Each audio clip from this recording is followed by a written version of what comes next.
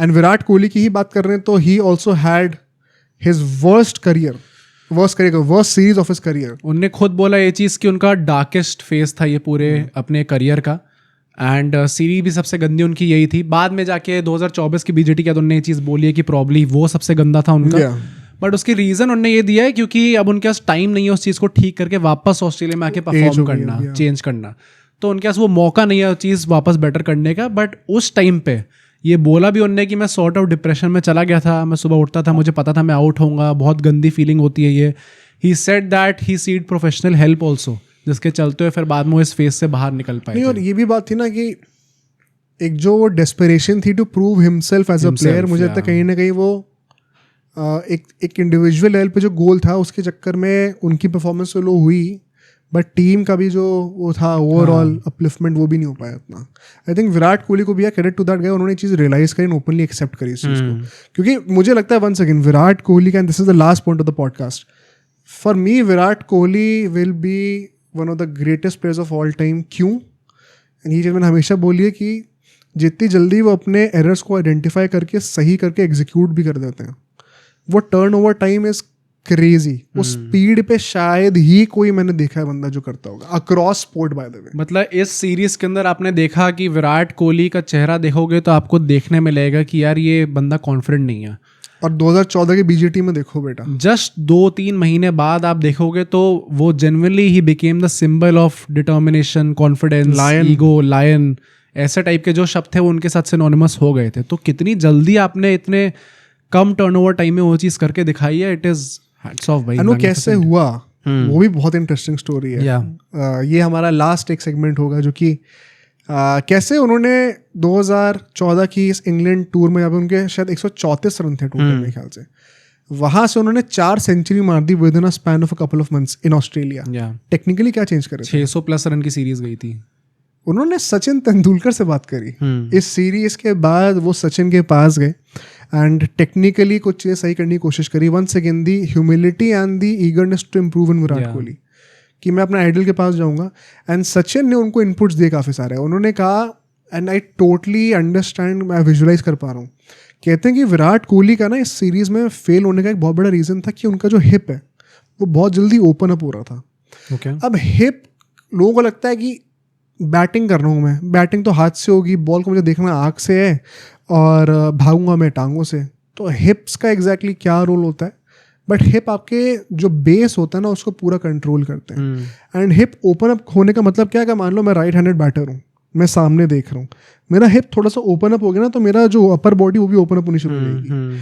And ये क्यों हो रही है? क्योंकि मैं बार बार एक्सपेक्ट कर रहा हूँ कि जो इन स्विंगर आएगी वो मेरे LBW ना हो जाऊँ उस पर, अच्छा, मेरे पैड पे ना लग जाए. तो उसके लिए मेरी बॉडी ऑलरेडी ओपन अप हो रही है कि मैं लेग साइड पे शॉट खेल सकूं. बट इसके चलते हुए जब मेरे दोनों शोल्डर्स खुल गए, अब मैं ऑस्टम की बॉल नहीं खेल पाऊंगा क्योंकि उसके लिए मुझे साइड ऑन होना जरूरी है. चेस करना पड़ेगा आपको, फेंकना पड़ेगा, मुझे वो पीछे वाले हाथ से चेस करना पड़ेगा. एंड ये मुझे लगता है ये उस लेवल के खिलाड़ी ही पकड़ सकते हैं चीज. हम लोग अगर देखेंगे ऐसे कि तो हिप कितना खुल रहा है, कब खुल रहा है, हमें दिखेगा भी नहीं शायद. मतलब someone who has been in that situation, exactly, जो उस लेवल के बॉलर्स को फेस कर चुका है, उन कंडीशंस में खेल चुका है. और प्लस मतलब ऑब्वियसली आपका IQ बहुत ही हाई होना चाहिए उस चीज़ के लिए कि आप देख के पकड़ के बता सकते हो कि ये प्रॉब्लम है आपकी बैटिंग में. And secondly I think Sachin ये भी कहा कि यार वो कंपोजर रखना बहुत ज़रूरी है. मैं ना ये हमने मुग्धा बाबरे मैम के साथ भी एक पॉडकास्ट कर रहा था जो कि इंडियन क्रिकेट टीम के भी साइकोलॉजिस्ट हैं इस वक्त, वो भी आप चेकआउट करिएगा. तो उसमें मैंने उस पॉडकास्ट के एंड में भी ये कहा था कि विराट कोहली की से मैंने एक और जो बहुत इंपॉर्टेंट चीज़ सीखनी चाहिए सबको, ये है कि 2016 की बात है जब उसने IPL में 4 सेंचुरी मारी थी. एंड उस टाइम पे T20 वर्ल्ड कप भी बड़ा अच्छा गया था उसका. तो उस टाइम पे everybody was on his feet. Her interview जो है कि विराट कोहली अपना इंटरव्यू दे दीजिए. एंड उस टाइम पे क्योंकि मैं भी क्रिकेट खेल रहा था तो I used to listen to him. एक उन्होंने बड़ी अच्छी चीज़ कही थी जो कि मैंने उससे पहले किसी भी क्रिकेटर को बोलते नहीं सुनी थी. सब लोग कहते हैं ना कि फेलियर्स बहुत कुछ सिखाते हैं, ये करते हैं वो करते हैं. विराट कोहली ने कहा था कि मैं सक्सेस से सीखना चाहता हूँ कि जब मैं सक्सेसफुल हो रहा हूँ ना तो मैं जब पिच पे जा रहा हूँ, जब मैंने 100 मारी है तो उस वक्त मेरा मेंटल स्टेट क्या थी, मेरे दिमाग में क्या फीलिंग्स और इमोशंस चल रहे थे, मेरी हार्ट रेट कितनी थी. अगर मेरी हार्ट रेट काम है तो मतलब मुझे पता मैं अच्छा खेलूँ. मैं अपने सक्सेस के एक्सपीरियंस से सीखना चाहता हूँ. कि फेलियर से तो सीखना ही सीखना है कि गलत क्या हुआ, बट सक्सेस जब आप सक्सेसफुल हो तो वो फीलिंग क्या है आपके दिमाग में, वो फीलिंग अपने दिमाग में हमेशा रखनी चाहिए। आई डोंट थिंक मैंने और किसी भी एथलीट को बिफोर दैट और इवन आफ्टर दैट मैंने ये चीज़ बोलते हुए सुना है। मैनिफेस्टेशन का कॉन्सेप्ट भी इसी से टाइप होता है। तो वो चीज़ मुझे, ये विराट कोहली ने उस टाइम पे ये भी बोला था कि मैं जब सचिन तेंदुलकर से बात करी तो उसके पीछे का एक बहुत बड़ा रीज़न ये भी था कि मैंने उनसे पूछा था कि आपको एक्सपीरियंस है ओवरसीज सेना कंट्रीज में रन मारने का, वो फीलिंग क्या होती है वो बताओ मुझे। It is not just about the technical advancement जो कि हिप मूवमेंट है, साइड ऑन रहना कि नहीं रहना है, ट्रिगर मूवमेंट क्या रखना है, वो सब तो टेक्निकल बातें हैं, but mentally how do you feel when you are scoring runs, वो सचिन से सीखा उसने। ये बहुत बड़ा लेसन है जो कि मुझे लगता है सचिन से ये पता नहीं किसी ने पूछा होगा कि नहीं पूछा होगा। ऑल्सो सचिन ने उनको ये बताया कि जो ट्रिगर मूवमेंट होता है, अब देखो ये मैं सबको रिकमेंड नहीं करता, पेसर्स के ऊपर यूजुअली मॉडर्न डे में बैक एंड क्रॉस का मूवमेंट रहता है सबका, ट्रिगर मूवमेंट। मतलब कि पीछे वाले पैर से, मान लो मैं लेग स्टंप पे खड़ा हूँ तो पीछे वाला पैर मैं मिडिल स्टंप पे लेके आया, फिर मैंने सामने वाला पैर भी कॉम्पनसेट करा, क्योंकि रोहित शर्मा वगैरह सब करते हैं, विराट कोहली भी करते हैं। सचिन तेंदुलकर का अगर तुम जैसे वो आइकॉनिक इनिंग भी देखोगे ना, अगर जो शोएब अख्तर को अपरकट मारा था 2003 वर्ल्ड कप में, उनका ट्रिगर मूवमेंट देखना, वो सिर्फ सामने वाला पैर थोड़ा सा आगे लाते थे, जो कि स्पिनर्स के लिए ट्रिगर मूवमेंट होता है, फॉरवर्ड प्रेस कहते हैं। वो सिर्फ सचिन ही, मतलब मुझे नहीं लगता कि और कोई उस लेवल पे कर पाता है, क्योंकि मेरे से तो नहीं हो पाता वो, मुझे बैक एंड क्रॉस ही चाहिए। आई थिंक विराट कोहली का भी वही सीन था। तो बट फॉरवर्ड प्रेस की इंपॉर्टेंस क्या होती है कि देखो इंग्लैंड में बॉलर्स बॉल को ऊपर ही पिच करेंगे तभी स्विंग मिलेगा, तो फॉरवर्ड प्रेस से आपका वेट आप फ्रंट फुट पे डाल रहे हो, आप कमिट कर रहे हो सामने खेलने के लिए। आई थिंक वो चीज़ भी सिखाई वहाँ पे सचिन तेंदुलकर ने। एंड फिर ये भी कहते हैं कि उस टाइम पे जब वो टूर होने वाला था ऑस्ट्रेलिया का, तो वहाँ पे रवि शास्त्री ने उनसे पूछा था कि भाई बाउंसर लगने का डर तो नहीं है कहीं हेलमेट पे लगने का? कहते हैं मुझे डर नहीं उस चीज़ का, मुझे बस रन मारने हैं। अब उसको बताओ क्या इलाज है फिर, ऐसे करके बात हुई थी।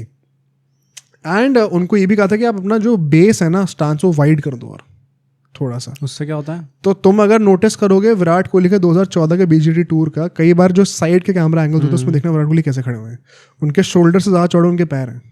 ओके।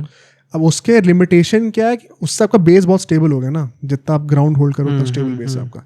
बट उसका ड्रॉबैक क्या है, ऑस्ट्रेलिया में बॉल बाउंस बहुत करेगी, तो वहाँ पे आपको बैकफुट पे खेलना आना चाहिए, वो डिफिकल्ट हो जाएगा। अब एक्सप्लेन ऐसे एग्जैजरेट करके एक्सप्लेन करता हूँ। मान लो अभी आपसे मैं कह दूँ कि आप स्प्लिट मार दो, एक टांग खोल दो अपनी पूरी ऐसे करके, फिर खड़े होकर दिखाओ, आपको 2-3 सेकंड लेंगे खड़े होने में। अब मैं आपसे कहूँ कि अपने शोल्डर वर्थ अपार्ट खड़े हो और पैर जोड़ लो, एक सेकंड में ही लगेगा। तो वो वेट ट्रांसफर पीछे ज़्यादा मुश्किल है अगर आप बेस खोल दोगे तो बस विराट कोहली से अपेरेंटली यही चीज़ पूछी गई थी कि आप बेस वाइड कर दोगे ताकि आप स्टेबल हो जाओ, बट फिर क्या आप बैकफुट पे जा पाओगे? कहाँ मैं कर लूंगा मैनेज। बाउंसर तो पहले ही बॉल पे ही खा गए थे मिचेल जॉनसन की, उसके बाद देखो पर हाँ उसके बाद क्या तोड़ के दिखाया। एंड आई थिंक ये टेक्निकली जो चेंजेस आए विराट कोहली की बैटिंग में, ये भी बाय द वे ये परमानेंट चेंजेस नहीं थे, through out his career change होते रहे ना। इसके बाद विराट कोहली दोबारा नॉर्मल बेस पे आ गए थे, वो वाइड बेस के बाद दोबारा नॉर्मल बेस पे शिफ्ट हो गए थे टू दिस डेट।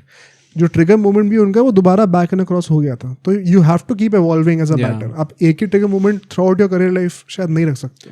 मतलब ये तो हमने इंडिविजुअल्स की बात करी, बट इंडियन क्रिकेट टीम की आइडेंटिटी भी, हाँ, क्योंकि यहाँ पे हमें देखने को मिला कि पहले 2-3 टेस्ट मैच के बाद आपको पता था कि आगे जाने वाले टेस्ट मैच का रिजल्ट क्या होगा। टोटल सरेंडर हमने 5th टेस्ट मैच का थीम इसलिए रखा है क्योंकि आपको पता है हाथ जोड़ के सामने बैठ गए हो। विराट कोहली का हमें देखने को पता है कि वो बस प्रे कर रहे कि बस अब खत्म हो सीरीज यार, जो भी हुआ अब मुझे आगे फोकस करना है इस पर। तो इस चीज से कैसे ट्रांजिशन होके अगली ही सीरीज में इंडिया जिस तरीके से परफॉर्म करती है, जो अग्रेशन दिखाती है Indian team specifically under the leadership of Virat Kohli, कितनी जल्दी वो चीज़ भी चेंज हुई है इंडियन टीम का कैरेक्टर एंड आइडेंटिटी कि हम सेना में जाके डोमिनेट कर सकते हैं। हम अपनी मेंटालिटी तो यही रखेंगे। भाई बीजीटी जीत गए यार, जीत गए, फिर मतलब अल्टीमेटली फिर आपने वो जो उसमें 14 में भी 360 का टारगेट चेस करने जा रहे हो, ये सब पहले आप सोच ही नहीं सकते थे कि हो भी सकता है। ये सब आप इंडियन टेस्ट क्रिकेट की हिस्ट्री में कभी सोचते ही नहीं थे, एक्सपेक्ट ही नहीं कर सकते थे सब। इस सीरीज के बाद से ही ये चीजें बदली हैं। विराट कोहली ने जो अपने आप को कमिटमेंट दी थी ना कि भाई जब मैं पिच पे जाऊँ तो लोगों को डरना चाहिए, ये चीज उनकी कप्तानी में भी दिखती थी। This is how this series change Indian test cricket for ever. Because अब हम जब बाहर जाते हैं ना, हमारी एक्सपेक्टेशन है भाई शायद हाँ हार जाएंगे थोड़ी बहुत सीरीज, अभी भी जो इंग्लैंड की सीरीज चल रही है, बट फाइट अगर नहीं दी, ऐसे सरेंडर करके नहीं एक्सेप्टेबल है भाई। लास्ट टाइम हमने ऑलमोस्ट सीरीज ड्रॉ कर दी थी, घर पे तो हमें जीतना ही जीतना है। मतलब वाइट वॉश छोड़ो, आप एक भी मैच हार गए तो क्यों हारे, वो बात हो जाती है। इतने हाई बेंचमार्क्स और स्टैंडर्ड सेट करना विराट कोहली कप्तानी के अंडर, इस सीरीज के बाद से वो चेंजेस आने शुरू हुए। 2018 में आप साउथ अफ्रीका की सीरीज हारे थे, इंग्लैंड से हारे थे, उसके बाद ऑस्ट्रेलिया में जाते हो आपने कहा था हम एक्सपेक्ट करते हैं हम जहां भी जाएंगे हम जीत के दिखाएंगे। ऑडेसिटी भाई, the sheer audacity to say that, वो इंडियन क्रिकेट में टू द पॉइंट कि शुभमन गिल अभी बोल रहे हैं कि मैं मानता हूँ कि इंग्लैंड की जब भी इंडियन इंग्लैंड को टूर करा ये अभी तक की बेस्ट साइड है। May be it is not, but आपको वो बिलीफ रखना चाहिए। आई थिंक वो कल्चरल चेंज, वो मेंटालिटी शिफ्ट और वो बिलीफ कि हम कहीं भी जाके डोमिनेट कर सकते हैं, हम बेस्ट टीम है रिगार्ड्स ऑफ द कंडीशंस, वो बिलीफ इस सीरीज के बाद से आना शुरू हुआ था। सो हाँ, ये one of the worst nightmares of our generation रही है ये सीरीज। कहीं ना कहीं धोनी के करियर को खत्म करने में भी टेस्ट क्रिकेट में एक बहुत बड़ा रियलाइजेशन पॉइंट ये था, बट इंडियन टेस्ट क्रिकेट के लिए इन हाइंडसाइट अगर हम सोचे तो एक बहुत ही इंपॉर्टेंट सीरीज थी जिसने बहुत फायदे भी दिए हमें इन फ्यूचर जाके। अब सोचो अगर ये क्लिप इतनी बढ़िया थी तो पूरा का पूरा पॉडकास्ट कितना बढ़िया होगा। तो अगर आपको इसी क्लिप का पूरा पॉडकास्ट देखना है तो यहाँ पे क्लिक करिए, और अगर आपको ऐसे ही और क्लिप्स बिंज वॉच करनी है तो यहाँ पे क्लिक करिए।